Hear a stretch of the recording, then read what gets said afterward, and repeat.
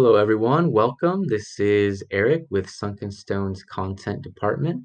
And today we're going to be talking about Amazon optimization and a few of the different components that play a significant role in that.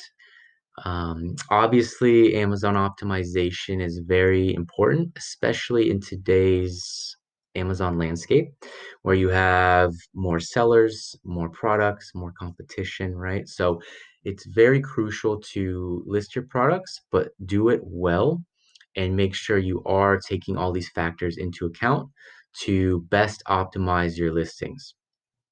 Better optimized listings can result in better conversion, better indexing, better ranking, etc. So, and all these factors can play a huge role in increasing revenue, which is the end goal, right? So, very, very important.